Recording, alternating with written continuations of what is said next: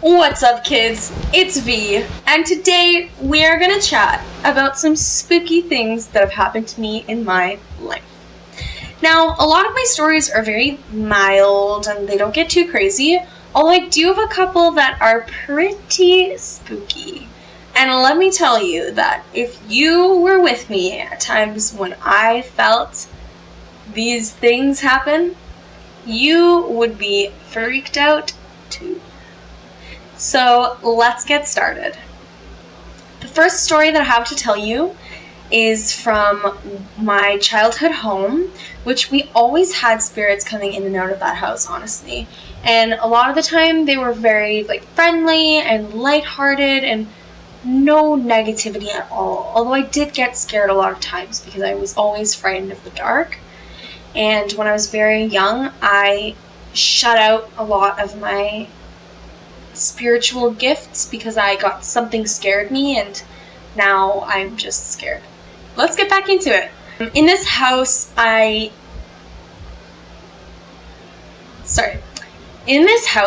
I grew up in, I basically had a room that was beside my mom's bedroom, and then one of my sister's bedrooms was sort of across the hall, and then the other one was around to the other side. It's kind of a big house, so it had a big fancy railing with stair. It was a whole thing. Anyway, so basically you have to walk a few steps before you got to any other room, and you could tell if someone was home because it was an older house, so it was pretty creaky, and you could clearly hear footsteps sometimes, which usually didn't freak us out too much because it could be anything really. And when you hear footsteps, you could even potentially be hearing footsteps from somebody else's house if it's quiet enough. You never know. And so, usually when we would hear footsteps and stuff, we wouldn't think too much of it. But there were a couple of times that I got freaked out by the footsteps and the other things that I was hearing. So my first story is very, chill, and it's really cute. So basically, I used to have this friend who would come over to my house, all the time. 3 times a week, 4 times a week. And my room, I had this little, doorbell thing. It was a little princess doorbell, and the button was on a button, and there's a wire, and then it was a little crown that made a sparkling noise, if that makes sense, when you press the little doorbell button. So basically, when I would have my door shut, somebody could, ring the doorbell, and I would hear it from it, I would hear it inside. And it was just a really cute thing, and my family used it, and it was very helpful for keeping privacy and whatever. Not that I needed it when I was so young anyways, but whatever. And I just remember me and my friend were sitting on my bed, we were playing games, and the door was shut, and this little doorbell goes off, and we thought, oh, well, I guess, one of my sisters came home because we'd been there alone and my mom had to go to the store or something. So I think we were 12 at the time, maybe a little bit younger. We were still young, anyways. So we're just sitting in my room, we're chatting, we're having fun, and this little doorbell goes off. So I'm like, what? So we go over to the doorbell and we're okay, must just be one of my sisters messing with us or whatever. So we were haha, very funny, and we shut the door. We went back to doing whatever we were doing. And after a few minutes, we heard the doorbell again. So we're okay, I guess we'll go check on it. So we went to check on it again, and nobody was there. So we were okay, here's the new plan. We're going to stand right here in front of the door so that when somebody rings the doorbell, we can quickly open it and see who's there. And at this point, we still thought that my sister was ding-dong ditching my bedroom. So we were looking for her and listening for footsteps. We thought we heard someone scamper away, but I guess we must have not heard that because there was no one there. And this doorbell just kept going off. And it had never done that before, but after that, it was doing it often. And I used to mention it to my mom. I'd be Mom, does it do that when you're home too? She's yeah, it does. I'm you're not scared? And she'd be no, it's okay. Okay. My mom's really open about this stuff, so she would usually tell me if it was something friendly, or if she felt like it was like my grandma, her mom. And like oftentimes that would happen where my mom used to sew and she would often procrastinate a lot of her projects, and so she had to basically meet deadlines still, so she would wait until the very last minute and then pull an all-nighter trying to get their work done that she had due dates for. And when she did have these all-nighters, a lot of times what would happen is she would think like, okay, I should probably go to bed, and then decide against it, thinking like, no, I have to keep working, I can't stop now. And as soon as she would think that, all of the like pencils and like markers and crayon and all the stuff that she didn't have crayons there, it was a sewing table, but you get it, like things started flying everywhere. My mom was like, okay, I guess I should go to bed. She also used to tell me that when she stayed up too late at night, her needles would start breaking like a lot, which isn't something that's super common.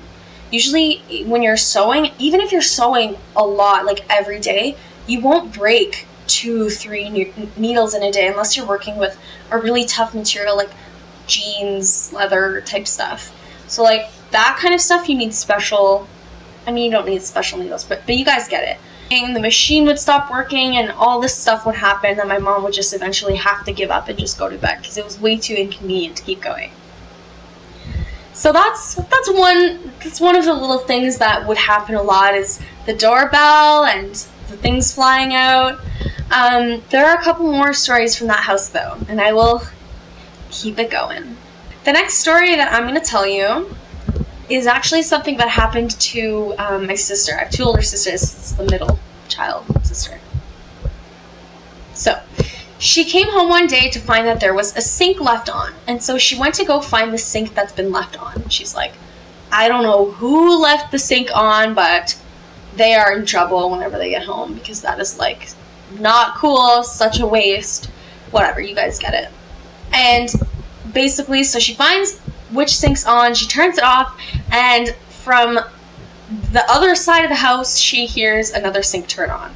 So she goes to look for that one, she turns it off, and then she turns around and like all of the taps in the whole house, including like the tubs and the showers, everything just turned on at the same time.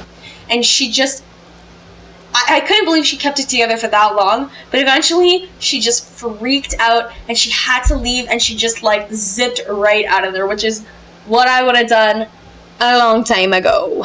But that wasn't me. That's another story that's like very like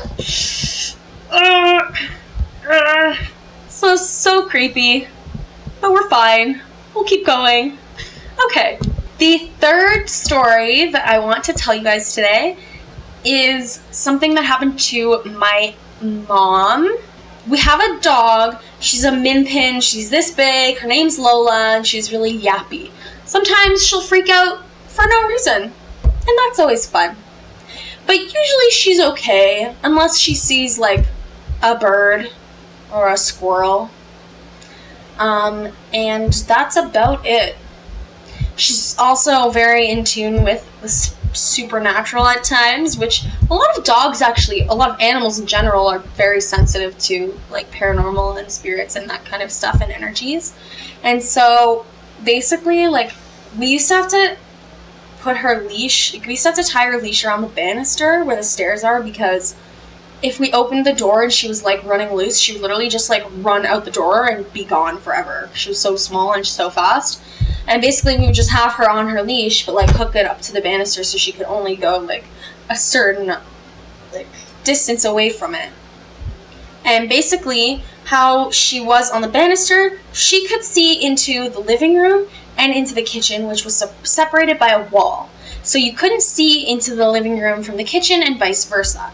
My grandpa, my papu, my mom's dad, was sleeping on the couch in the living room, and my mom was in the kitchen making him a Greek coffee, which is a very attentive drink. You kind of have to like be there and pay attention to what's going on. You kind of can't like, doesn't brew on its own. You have to like tend to it.